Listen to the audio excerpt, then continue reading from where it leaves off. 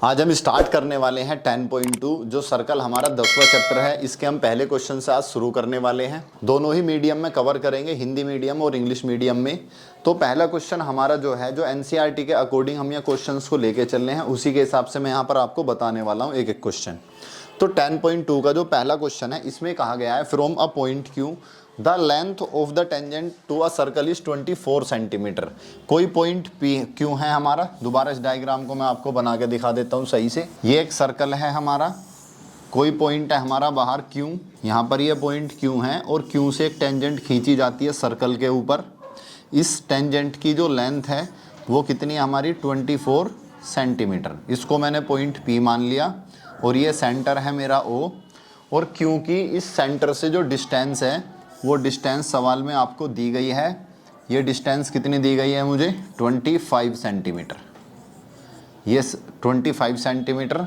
तो सवाल में हमसे पूछा गया है आपको रेडियस बतानी है, सेंटर से लेकर के टेंजेंट तक की जो डिस्टेंस है ये क्या होगी, मेरी रेडियस होगी। तो ये रेडियस के और टेंजेंट के बीच में जो एंगल होता है 90 डिग्री का होता है। कितना होता है, 90 डिग्री का। जब ये एंगल मेरा एक 90 डिग्री का है तो मेरा ये ट्राइंगल जो बन गया ओ पी क्यू एक राइट एंगल ट्राइंगल बन गया, यानी कि समकोण त्रिभुज बन गया।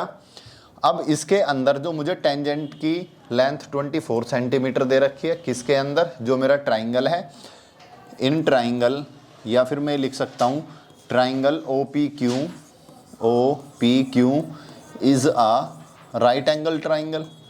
कैसा है ट्राइंगल मेरा, right angle triangle, right angle triangle. तो राइट एंगल ट्राइंगल किसको कहते हैं, एक ऐसा ट्राइंगल जिसके अंदर एक एंगल हमारा 90 डिग्री का हो, उसी को क्या कहते हैं हम, राइट एंगल ट्राइंगल कहते हैं। तो इसके अंदर एक एंगल मेरा 90 डिग्री का है, इस वजह से राइट एंगल ट्राइंगल बन गया। जो भी राइट एंगल ट्राइंगल होते हैं उनके अंदर मैं पाइथागोरस थ्योरम लगा सकता हूँ। क्या लगा सकता हूँ, पाइथागोरस थ्योरम यहाँ पर मैं लगा सकता हूँ। तो यहाँ पर हम पाइथागोरस थ्योरम लगाते हैं। पहला ही सवाल है हमारा, according to Pythagoras theorem, Pythagoras प्रमेय के हिसाब से, according to Pythagoras theorem. Pythagoras theorem हमारी ये कहती है कि हाइपोटेनियस का स्क्वायर इक्वल किसके होगा, परपेंडिकुलर के स्क्वायर के प्लस बेस का स्क्वायर। तो पाइथागोरस थ्योरम कहती है हमारी कि हाइपोटेनियस का स्क्वायर इक्वल टू परपेंडिकुलर का स्क्वायर प्लस बेस का स्क्वायर। अब मेरा हाइपोटेनियस कौन सा है, मेरा ये हाइपोटेनियस है ओ क्यू, और ओ क्यू की वैल्यू कितनी है मेरी 25। तो 25 का स्क्वायर। परपेंडिकुलर क्या है, ये मान लिया रेडियस आर मान ली, जिसकी मुझे वैल्यू निकालनी है। सवाल में मुझसे रेडियस पूछी है, तो ओ पी जो परपेंडिकुलर कितना हो गया मेरा, आर स्क्वायर, और बेस कितना है मेरा 24, तो 24 का स्क्वायर आ गया। 25 का स्क्वायर करेंगे तो कितना आएगा, 625 आएगा आर स्क्वायर, प्लस 24 का स्क्वायर करेंगे तो 576 576 आएगा। अब इस 576 को मैं इधर ले जाऊंगा माइनस में, तो यहाँ पर जो मेरा आने वाला है आंसर ये 625 minus 576 equal to R square. 625 में से 576 को अगर मैं माइनस करता हूँ तो मेरे पास आता है 49 आर स्क्वायर। अब अगर मैं यहाँ से स्क्वायर से, इधर से स्क्वायर हटेगा तो यहाँ पर रूट आ जाएगा। 49 का रूट अगर मैं निकालता हूँ तो कितना आ जाएगा, 7। और ये सारी वैल्यू सेंटीमीटर में, तो 7 सेंटीमीटर। तो मेरे पास जो रेडियस आ गई वो कितनी आ गई, 7 सेंटीमीटर। सवाल के अंदर जो त्रिज्या पूछी थी वो कितनी आ गई मेरी, 7 सेंटीमीटर। तो इस तरह के सवाल हैं जो आपके क्वेश्चन, आपके एग्जाम में काफ़ी बार ये पूछे जाते हैं। अगला क्वेश्चन देख लेते हैं। अगले क्वेश्चन में मुझे ये डायग्राम दिया गया है, एक सर्कल है और सर्कल से दो मेरी टेंजेंट जा रही हैं, एक टेंजेंट ये और दूसरी टेंजेंट ये, और ये बीच में मेरा सेंटर है। यहाँ पर ये दो रेडियस होगी हमारी पी ओ क्यू, और ये है मेरा टी, और ये वाला एंगल है मेरा 110। ये चीज़ें सवाल में मुझे दे रखी हैं। ये डायग्राम आपको कित बुक में दिया गया है। हमसे इसके अंदर पूछा है एंगल पी टी क्यू बताना। क्या है, एंगल पी टी क्यू हमें बताना है। क्वेश्चन नंबर दूसरा है ये 10.2 का। तो अब हमें पी टी क्यू यहाँ पर निकाल के दिखाना है। इसके अंदर क्या है, एक तो हमें इस चैप्टर के अंदर जो सबसे ज़्यादा यूज़ होता है, आपको ये पता होना चाहिए कि जो रेडियस है और टेंजेंट के बीच में एंगल कितना होता है, 90 डिग्री। तो ये वाला एंगल भी कितना हो जाएगा मेरा, 90 डिग्री, और ये एंगल 90 डिग्री। ये दोनों एंगल कितने हो गए मेरे, 90 डिग्री के हो गए। अब आप देखो खुद भी दिमाग लगाएं, अगर हम इसको ओरल भी बताना चाहें तो अगर ये 110 है और ये कितना हो गया, 90, 110 में 90 ऐड कर दो, कितना हो जाएगा, 200। फिर उसके अंदर ये वाला 90 ऐड कर दो, कितना हो गया, 290। अब टोटल जो हमारे पास क्वाड्रिलेटरल होता है उसके टोटल एंगल कितने होते हैं, 360। अगर मैं 360, ये टोटल चारों का सम आएगा और 3 का सम कितना बैठ रहा है मेरा, 290। तो 360 में से 290 घटा दो, तो यहाँ पर आंसर कितना आ जाएगा मेरा, 70 आ जाएगा। यानी कि एंगल PTQ कितना आ जाएगा मेरा, 70 आ जाएगा। लेकिन एग्जाम के पॉइंट ऑफ व्यू से आपको कैसे दिखाना है करके, in quadrilateral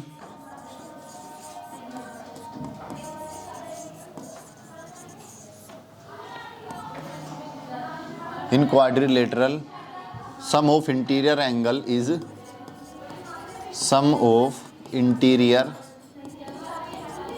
interior angle is 360 degree. कितना होता है, तो यानी कि इन चारों एंगल को अगर मैं जोड़ता हूं, P को, O को, Q को और T को, तो कितना आ जाएगा, 360 डिग्री आ जाएगा। तो यहाँ पर एंगल को चलो जोड़ना, P वाले एंगल को मैं लिखूंगा तो इसको लिखूंगा TPO। देखो जब भी जो एंगल लिखते हैं उसको हम बीच में रखते हैं, ये रूल होता है एंगल लिखने का। तो ये हो जाएगा एंगल TPO। अगर मैं O वाले की वैल्यू लिखता हूं तो POQ, क्या लिखूंगा इसको, एंगल POQ। अब इस पे आ जाओ, इसको क्या लिखूंगा, OQT, एंगल OQT। और इसको क्या लिखूंगा, ये वाले T को मैं PTQ, एंगल PTQ। अच्छा देखो, चाहे आप PTQ लिख दो या QTP लिख दो, दोनों का मतलब क्या है, सेम ही है। सबको जोड़ेंगे तो किसके बराबर आ जाएगा हमारा, 360 के बराबर आ जाएगा। TPO की वैल्यू कितनी है मेरे पास, 90 डिग्री। और POQ सवाल में दे रखा है कितना है, 110। OQT कितना है, 90 डिग्री। एंगल PTQ मुझे निकालना है सवाल में। इन सबको मैं जोड़ूंगा, 90 और 110 200 हो गई। 200 में 90 जोड़ेंगे तो 290 प्लस एंगल PTQ बराबर 360। अब मुझे तो PTQ चाहिए, 290 इधर पहुंच जाएगा माइनस में। एंगल PTQ बराबर 360 माइनस 290। तो PTQ की मेरे पास वैल्यू कितनी आ गई बताओ, 70 डिग्री। तो यहाँ पर हमारा जो आंसर होने वाला है वो हो जाएगा, इसके अंदर जो मुझे ऑप्शन दिया गया बुक में वो B आंसर हो जाएगा। B में कितना दिया है, 70 डिग्री। तो यहाँ पर हमारा ये दूसरा क्वेश्चन भी हो चुका है। क्वेश्चन नंबर तीसरा है कि हमारे पास दो टेंजेंट दी गई हैं PA और PB। एक सर्कल है हमारे पास ये, और इसकी दो टेंजेंट दी गई हैं, एक PA और दूसरी टेंजेंट PB। ये P पॉइंट है, ये A है PA, और ये वाला पॉइंट क्या है मेरा B, और ये क्या मेरा सेंटर सर्कल का। अब ये कहा गया है दोनों टेंजेंट जो है सेंटर पे इंक्लाइंड हैं और एक दूसरे के साथ कितना एंगल बना रही है, 80 डिग्री का। हमें बताना है POA बताना है हमें। यानी कि कुछ इस तरह से है कि ये हो गया, ये सेंटर हो गया। हमें एंगल जो बताना है वो ये बताना है POA, ये वाला एंगल मुझे बताना है सवाल में। और जो गिवन है एंगल, ये दोनों के दोनों जो यहाँ पर टेंजेंट हैं ये 80 डिग्री का कोण बना रही है। कितना बना रही है, 80 डिग्री। यानी कि ये वाला जो एंगल है कितना, ये यहाँ बना देता हूँ, कितना ये 80 डिग्री का एंगल ये बना हुआ है हमारा। अब इसको थोड़ा ध्यान से आपको समझना पड़ेगा। देखो अगर मैं हिसाब लगाऊं ऐसे ओरल, देखो ये वाला तो मेरा 90 है, ये तो मुझे क्लियर है। ये वाला भी कितना है, 90 है, और मुझे ये वाला एंगल निकालना है। देखो पूरा कितना 80 ऊपर का है 40, कितना है 40। अब ये 40 क्यों होगा वो भी मैं समझाता हूँ अभी आपको। फिलहाल अगर ये 40 है, ये 90 है, तो 40 और 90 कितने हो गए। और अगर मैं ऊपर वाला ट्राइंगल लूँ, ट्राइंगल के इंटीरियर एंगल का सम कितना होता है, 180 डिग्री, 180। अब ये 90 हो गया, ये 40 हो गया, तो ये वाला कितना हो जाएगा, 50। भैया 90 है और ये 40 कितना होगा 130। अब 130 में क्या जोड़ें जो 180 हो जाए, 50 जोड़ेंगे तो ये वाला एंगल कितना आ जाएगा 50 डिग्री। अब हमें जो प्रूफ करना है वो यहाँ पर ये प्रूफ करना है कि ये वाला एंगल ये और ये दोनों नीचे के आपस में बराबर हैं। भाई अगर ये पूरा 80 है तो नीचे का 40 होगा, ऊपर का 40 होगा। ये हम कैसे बताएंगे, हम यहाँ पर दोनों ट्राइंगल्स को कॉन्ग्रुएंट प्रूफ करेंगे और फिर बताएंगे दोनों एंगल क्या है, ये हमारे बराबर हैं। अब देखो जरा ध्यान से, इसके लिए मैं क्या करता हूँ, सबसे पहले ए ओ बी की वैल्यू निकालता हूँ पूरे की। मैं ये इसकी तो मुझे निकालनी है खैर, पर मैं पहले पूरे की ही वैल्यू निकाल लेता हूँ। किसकी, ए ओ बी की। ए ओ बी की हम ऐसे ही निकालेंगे जैसे हमने अभी लास्ट क्वेश्चन में करा था कि ये 90, ये 90, ये पूरा 80, तो ये वाली पूरी वैल्यू आ जाएगी, कितनी आ जाएगी 100। देखो जरा ध्यान से, हमें जो गिवन है, गिवन क्या है सवाल में, angle A P B, angle A P B बराबर कितना है 80 degree in quadrilateral A P B O A, in quadrilateral A P B O A, in quadrilateral A P B O A में interior angle sum कितना होता है, interior angle sum of quadrilateral कितना होगा, अरे 360 डिग्री नहीं होगा, अभी तो बताया था कितना होता है 360 डिग्री। ट्राइंगल के अंदर होता है 180 डिग्री। अभी मैं क्वाड्रिलेटरल ले रहा हूँ पूरा का पूरा। अब इसके अंदर एंगल कौन कौन से हैं, एक तो ये वाला है, ये तो 90 है, ये 90 है कि ये है और एक ये है। तो चारों एंगल के अगर मैं नाम लिखना चाहूँ, इसको क्या लिखूँगा, angle P A O plus angle A O B plus angle O B P plus angle A P B, A P बराबर कितना 360 डिग्री। पी ए ओ कितना बताओ 90 डिग्री। ए ओ बी मुझे निकालना है, भाई मुझे ये वाला एंगल निकालना, मैं पूरा निकाल लेता हूँ ए ओ बी, और इसका आधा कर दूंगा, उसका हाफ ही तो होगा ये। एंगल ए ओ बी मुझे निकालना है, ओ बी पी कितना है मेरे पास 90 डिग्री, और ए पी बी कितना है मेरे पास 80 डिग्री बराबर 360 डिग्री। 90 और 90 180, 180 और 80 कितने हो गए बताओ 260। Angle A O B plus 260 बराबर 360 डिग्री। 260 को इधर ले जाओ, एंगल ए ओ बी कितना हो गया मेरे पास 360 minus 260, angle A O B की वैल्यू कितनी आ गई मेरे पास 100 डिग्री आ गई। यानी कि ये पूरा एंगल मेरे पास 100 डिग्री हो गया। कितना हो गया, अब मुझे उसके ऊपर वाला बताना है, वो उसका आधा होगा, हाफ होगा, लेकिन हाफ मैं ऐसे डायरेक्ट नहीं कह सकता। उसके लिए मुझे क्या, पहले इन दोनों ट्राइंगल को कॉन्ग्रुएंट प्रूफ करना पड़ेगा। अब उसके लिए देख लो यहाँ पर मुझे इन ट्राइंगल, ऊपर वाले ट्राइंगल का नाम क्या है P A O and triangle नीचे वाले का नाम P B O, triangle P A O और पी बी ओ। देखो पी ए ओ ऊपर वाला है और पी बी ओ नीचे वाला है। अब इन दोनों में ओ ए बराबर क्या है, जितना यहाँ से ओ ए है उतना ही क्या है ओ बी है। क्यों बराबर है, दोनों रेडियस हैं, क्या है ये रेडियाई हैं, क्या है दोनों के दोनों रेडियस, और प्लूरल क्या होता है रेडियाई, दोनों क्या है त्रिज्याएं हैं, इसलिए दोनों की ये ओ ए जितना होगा उतना ही क्या होगा ओ बी होगा, दोनों की एक साइड बराबर हो गई। दूसरा क्या है ओ पी ऊपर वाले में भी आ रही है, देखो ये वाली लाइन, और नीचे वाले में भी है, तो ओ पी बराबर ओ पी दोनों में क्या है कॉमन है, क्या है ये दोनों में कॉमन, हिंदी में इसको त्रिज्या बोलते हैं और इसको उभयनिष्ठ बोलते हैं, हिंदी में क्या बोलते हैं इसको उभयनिष्ठ। अब दो चीज बराबर हो गई, और बताओ तीसरा ये टेंजेंट बराबर है, पी ए बराबर किसके होगी पी बी के। लेंथ ऑफ टेंजेंट भी हमेशा बराबर होती है, अगर किसी बाहर पॉइंट से दो टेंजेंट आपकी ड्रॉ करी जाए तो दोनों की लेंथ क्या होती है बराबर होती है। वैसे तो आप ये भी कह सकते हो एंगल भी बराबर है 90-90, पर कोई तीन चीज़ तो दिखानी है, तो हमने क्या दिखा दी टेंजेंट दिखा दी। ये क्या है टेंजेंट है, इसलिए दोनों क्या है बराबर।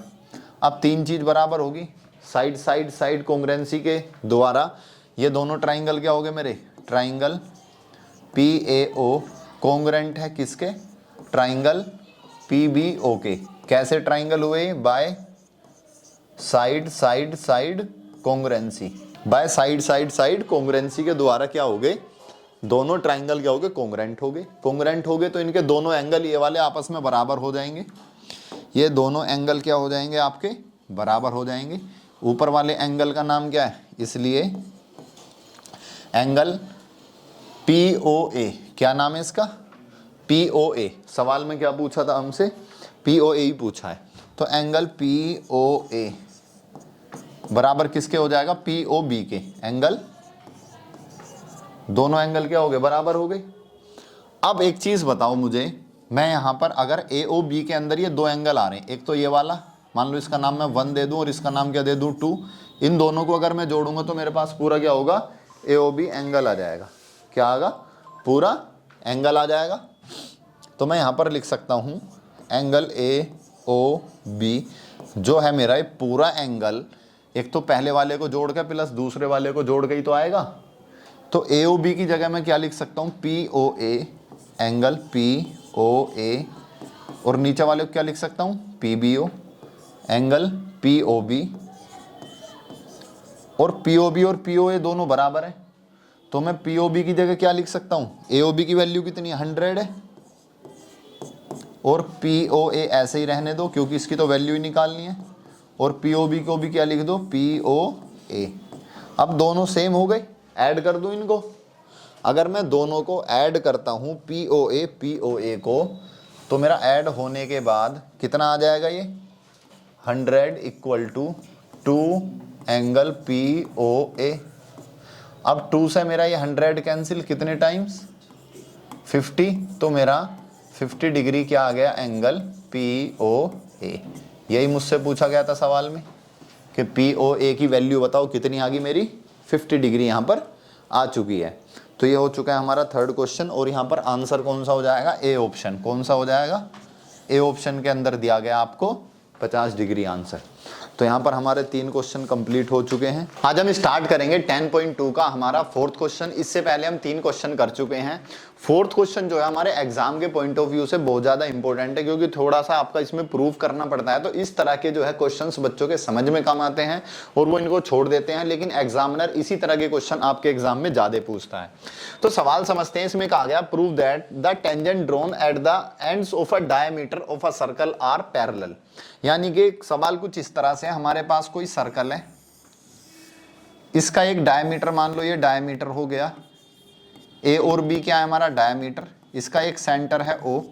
तो इसके जो ये डायमीटर है, जो डायमीटर के एंड हैं, अगर मैं इन एंड पे 2 टेंजेंट ड्रॉ करूं, एक टेंजेंट मैंने ये ड्रॉ करी और दूसरी टेंजेंट मैंने ये ड्रॉ करी, तो ये जो टेंजेंट मैंने ड्रॉ करी है ये आपस में पैरेलल है, ये बात मुझे प्रूफ करनी है। तो इस टेंजेंट को बिल्कुल सीधी मान लेना इस तरह से, ठीक है। तो इस टेंजेंट का नाम मान लिया मैंने PQ और इस वाली टेंजेंट का नाम मान लिया मैंने RS। अब मुझे प्रूफ करना है कि जो PQ है वो RS के क्या है, पैरेलल है। तो सबसे पहले यहाँ जो जो चीजें मैंने करी है उसको लिख लेंगे। सबसे पहले मैंने क्या करा, एक सर्कल ड्रॉ करा जिसका सेंटर क्या है O। तो इसका आंसर हो जाएगा we draw a circle of center O and AB is a diameter। AB क्या है यहाँ पर, हमारा डायमीटर है। उसके बाद हमने यहाँ पर 2 टेंजेंट ड्रॉ करी हैं, PQ and RS। PQ and RS are two tangents at point A and B। A and B पर क्या है, ये 2 हमारी टेंजेंट हैं। अब मुझे प्रूफ क्या करना है, यहाँ पर मुझे प्रूफ करना है जो मेरा PQ है ये पैरेलल है किसके, RS के। ये मुझे प्रूफ करना है, PQ पैरेलल टू किसके, RS के। अब ये बताओ, देखो एक प्रॉपर्टी आपको याद रखनी पड़ेगी, पैरेलल लाइन होती है कोई भी, मान लो ये इस तरह की है मेरी पैरेलल लाइन, ठीक है, थोड़ा सही से बना दूं, ये होगी मेरी पैरेलल लाइन। अब मैं मान लो इनके बीच में लाइन कैसे भी खींच दूं, मैंने मान लो ये लाइन क्लिक कर दी, या फिर आप बिल्कुल सीधी सीधी भी खींच दो, या फिर आप जो है ऐसे करके कैसे भी खींच दो, ठीक है। अगर मैं मान लो ये वाला एंगल बोलूं और ये वाला एंगल, ये दोनों एंगल जो है मेरे अल्टरनेट एंगल कहलाते हैं। इनको क्या कहते हैं हम? इंटीरियर अल्टरनेट एंगल, या फिर अल्टरनेट इंटीरियर एंगल, अंदर वाले अल्टरनेट आपके, या एकांतर कोण हम इसको हिंदी में कह सकते हैं। अगर ये दोनों बराबर हैं तो ये दोनों पैरेलल लाइन होंगी। अगर ये दोनों मान लो ये एंगल 1 ये 2 ये दोनों आपस में बराबर हैं तो ये लाइन क्या होंगी? पैरेलल होंगी, क्योंकि पैरेलल लाइन के बीच में जो आपके इंटीरियर एंगल बनते हैं वो हमेशा बराबर होते हैं, ठीक है। अब अगर मान लो ये वाला एंगल होगा तो ये इसके बराबर होगा, तो मैं क्या कह सकता हूँ? दोनों लाइन पैरेलल है। कोई जरूरी नहीं, आप ये वाला एंगल भी ले सकते हो, इसका ये वाला ले सकते हो, अल्टरनेट एंगल होने चाहिए। अगर ये एंगल इक्वल है तो मेरी लाइन क्या है? पैरेलल है। तो यहाँ पर मैं ये एंगल प्रूफ करता हूँ कि दोनों बराबर हैं, और अगर मेरे एंगल बराबर होंगे तो मेरी लाइन क्या हो जाएंगी? ये पैरेलल हो जाएंगी। अब बताओ, सबसे पहले ये OA और OB क्या है? रेडियस है, और रेडियस मेरी किसके साथ आके यहाँ पर मिल रही है? ये जो रेडियस है मेरी इस टेंजेंट के साथ आके मिल रही है यहाँ इस पॉइंट पर। तो ये वाला एंगल कितना होगा? 90 डिग्री। इस तरफ का एंगल भी 90 डिग्री, ये एंगल भी 90 डिग्री, ये भी 90 डिग्री। ये बात क्लियर हो गई। अब हम जो है यहाँ पर इस बात को लिखेंगे, एंगल OAP किसके बराबर है? या पहले ये लिख लो, यहाँ पर हम क्या लिखेंगे? OA परपेंडिकुलर है किसके? PQ के। और OB किसके परपेंडिकुलर है? OB परपेंडिकुलर है मेरा RS के। ये दोनों आपस में क्या हो गए? परपेंडिकुलर हो गए। जब ये मेरे दोनों आपस में परपेंडिकुलर हैं तो अब परपेंडिकुलर है तो इसका मतलब कितने का एंगल बना रहे? 90 डिग्री का। तो मैं ये लिख सकता हूं यहां पर एंगल PAO, एंगल PAO और एंगल QAO, एंगल QAO बराबर angle RBO, angle RBO, angle SBO बराबर एंगल SBO। सारे एंगल कितने मेरे? 90 डिग्री के। कितने के हैं? क्यों है 90 डिग्री के? क्योंकि रेडियस और टेंजेंट के बीच का एंगल कितना होता है मेरा? 90 डिग्री। तो यहाँ साइड में आप लिख भी दोगे, चूंकि जो रेडियस होती है मेरी वो परपेंडिकुलर होती है किसके? टेंजेंट के, इसलिए एंगल क्या है? सारे 90 डिग्री हैं। तो अब ये बता दो मुझे, PAO एंगल, अगर ये वाला एंगल मेरा किसके बराबर हो जाएगा? SBO के। तो ये अल्टरनेट एंगल होगे नहीं होगे? भाई ये वाला एंगल जो है मेरा, आप देखोगे यहाँ पर ये वाला एंगल, ये इसके अल्टरनेट एंगल हो गया। तो ये दोनों बराबर हैं, ये भी 90 ये भी 90, दोनों बराबर हो गए। ऐसे ही मेरा ये वाला इधर का एंगल देख लो, ये वाला ये 90 है तो ये भी 90 है, ये भी अल्टरनेट एंगल हो गई। तो जब मेरे अल्टरनेट एंगल हो गए तो दोनों बराबर हो गए 90 90 के, तो लाइन क्या हो जाएंगी? मेरी पैरेलल। तो मैं इस बात को यहां पर लिख दूंगा, एंगल PAO, PAO किसके बराबर है? SBO के, एंगल SBO। और दूसरा RBO किसके बराबर? एंगल RBO, RBO किसके बराबर? QAO के, एंगल QAO के। ये क्या है हमारे? Alternate angle. कैसे हैं? Alternate angle. और जब ये मेरे अल्टरनेट एंगल हो गए, इक्वल हो गए, तो हैंस PQ किसके पैरेलल होगी? मेरे RS की। यही मुझे प्रूव करना था, ठीक है।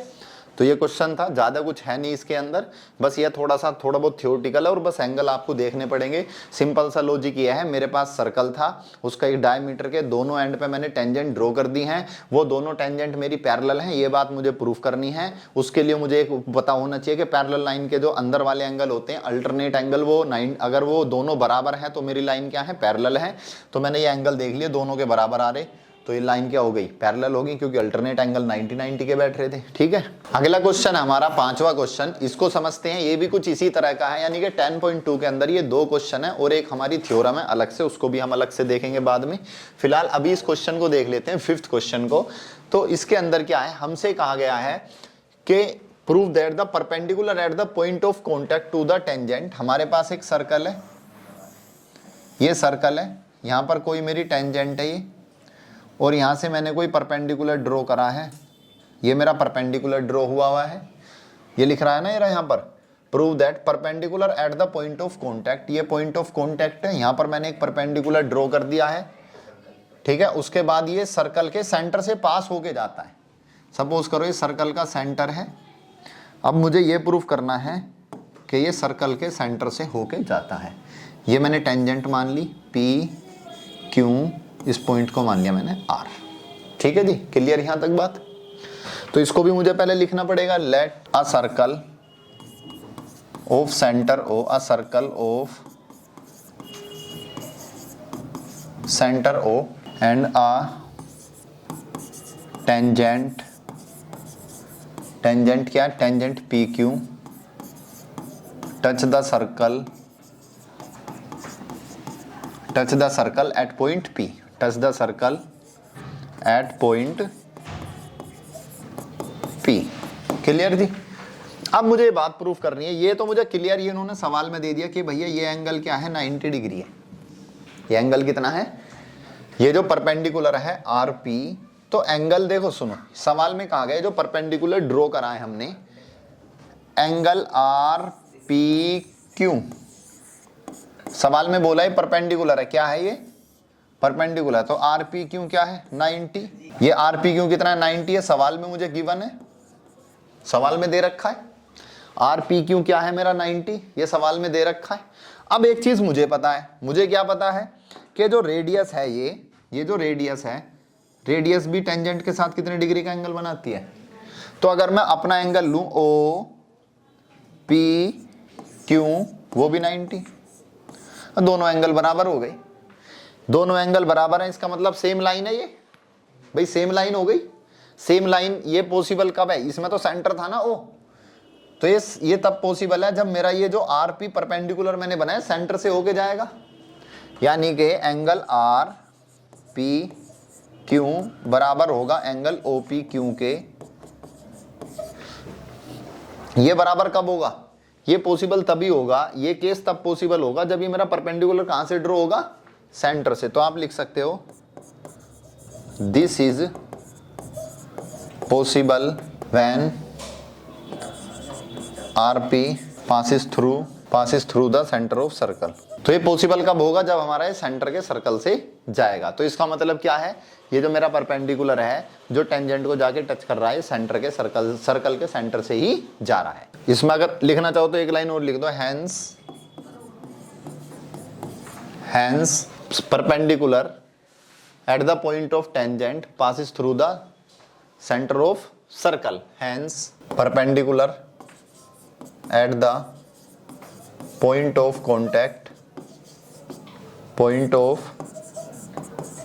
कॉन्टैक्ट टू द टेंजेंट, जो ऊपर लिखा हुआ सेम उसे ही छाप देंगे, to a circle passes through the centre. ये मेन क्वेश्चन थे हमारे, ठीक है। बाकी आप देख लो, और बहुत छोटे छोटे से हैं। क्वेश्चन नंबर 6 के अंदर कहा गया है हमसे, the length of a tangent from a point. मान लो हमारे पास क्या है, एक सर्कल है ये, एक हमारे पास जो टेंजेंट की लेंथ है, length of a tangent from a point at a distance 5 centimetre from the centre of circle is 4 centimetre. ये कोई मेरा बाहर पॉइंट है, इसकी सेंटर से, इस पॉइंट पी की सेंटर से डिस्टेंस कितनी है 5, और इस टेंजेंट की डिस्टेंस है 4। तो सवाल में हमसे पूछिए रेडियस पूछिए, क्या पूछिए हमसे, रेडियस पूछिए। तो इसको मैं मान लूंगा ओ पी, और इसको मान लूंगा यहाँ पर मैं क्यू। तो देखो सवाल के अंदर ओ पी कितना दे रखा है, मुझे 5 दे रखा है, मुझे ओ क्यू यानी कि रेडियस निकालनी है, सवाल में रेडियस निकालनी है। और पी क्यू जो लेंथ ऑफ टेंजेंट कितनी दे रखी है 4 सेंटीमीटर, ये भी 5 सेंटीमीटर। तो यहाँ पर मैं लगाऊंगा Pythagoras theorem, according to Pythagoras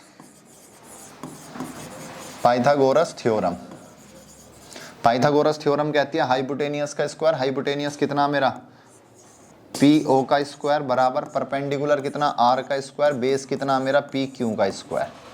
P O कितना है 5 का स्क्वायर, आर मुझे निकालना है, पी क्यू कितना 4 का स्क्वायर, 5 का स्क्वायर कितना है 25, ये कितना हो गया 5 का स्क्वायर 25, आर स्क्वायर 4 का स्क्वायर 16, 16 इधर आके माइनस हो जाएगा, 25 माइनस 16 आर स्क्वायर 25 में 16 जाएंगे, 9 बचेंगे, आर स्क्वायर, स्क्वायर हटेगा तो रूट लग जाएगा हमारा यहाँ पर, 9 का रूट होता है हमारा 3, तो आर कितना आ गया हमारे पास 3 सेंटीमीटर। ये था हमारा 6 क्वेश्चन। क्वेश्चन नंबर 7 के अंदर कहा गया हमसे हमारे कॉन्सेंट्रिक सर्कल हैं। कॉन्सेंट्रिक सर्कल का मतलब होता है जिनके सेंटर क्या होते हैं हमारे एक जगह। मान लो एक सेंटर ये है, दूसरा सर्कल मैंने यहाँ बनाया, इसका भी सेंटर ये और दोनों का सेंटर एक जगह है, इस तरह के सर्कल को कॉन्सेंट्रिक सर्कल कहा जाता है। अब सवाल में कहा गया है कि यहाँ पर हमने टेंजेंट ड्रॉ करी है और इनकी रेडियस अलग अलग है। जो बड़ा वाला है इसकी रेडियस है मेरी 5, कितनी है 5, छोटे वाले की रेडियस कितनी है 3, छोटे वाले की रेडियस कितनी है 3, यानी कि जो बड़े वाले सर्कल की रेडियस 5 सेंटीमीटर, छोटे वाले सर्कल की रेडियस 3 सेंटीमीटर। अब ये इसके अंदर ये बोला है आगे हमसे कि अगर यहाँ से मैं एक टेंजेंट ड्रॉ करूँ, वो छोटे वाले सर्कल को टच करके जा रही है, छोटे वाले सर्कल की टेंजेंट है और बड़े वाले सर्कल की क्या है, ये कोड है, क्या है कोड यानी कि जीवा है। तो मुझे इसकी लंबाई बतानी है। सेंटर मैंने O मान लिया है, ये A है, ये B है और इसको मान लिया मैंने M, ठीक है। तो अब यहाँ पर मुझसे AB की लंबाई पूछी है, तो अगर मैं AM निकाल लूँ तो AM का डबल हो जाएगा AB भी। भाई अगर मान लो ये मेरा 4 आ गया तो ये टोटल कितना हो जाएगा 8 हो जाएगा। वैसे आपको ट्रिपलेट देख के पता लग जाना चाहिए, 3 है ये 5 है तो ये बेस कितना हो जाएगा 4। भाई आपके पाइथागोरस थ्योरम से हम इसको निकालेंगे तो बेस कितना हो जाएगा हमारा। तो फिलहाल हमें इस कोड की लंबाई बतानी है, हमें AB की लेंथ बतानी है, जो AB मेरी कोड है। तो इस कोड की लंबाई मुझे बतानी है AB की सवाल के अंदर, ठीक है। और इसमें कुछ हमसे ऐसा कुछ पूछा नहीं गया, बड़ा सिंपल सा है। पाइथागोरस लगाएंगे इसके अंदर, according to Pythagoras theorem, Pythagoras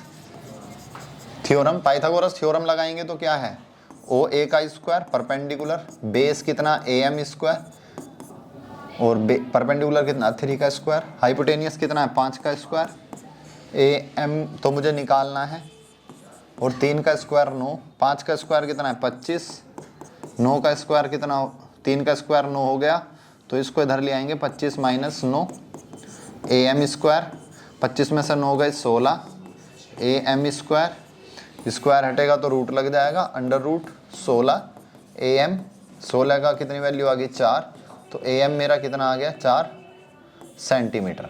लेकिन मुझे बताना है AB, तो AB क्या है AM का डबल है, 2 टाइम्स है किसका AM का, तो 2 ये कितना है 4 सेंटीमीटर, तो ये कितना आ गया मेरा AB 8 सेंटीमीटर, ठीक है। तो यहाँ पर मेरा ये 7वां सवाल भी कंप्लीट हो गया। बहुत ही ज़्यादा इंपॉर्टेंट सवाल है ये, क्वेश्चन नंबर 8 हमारा बहुत ही एग्जाम में पूछा गया है। इसके अंदर क्या है, मान लो हमारे पास ये एक सर्कल है, इस तरह से ये सर्कल है और इसके बाहर एक क्वाड्रिलेटरल बना हुआ है, ये मैं बना देता हूँ थोड़ा, और कुछ इस तरह से मेरा ये क्वाड्रिलेटरल बना हुआ है ये, ठीक है जी।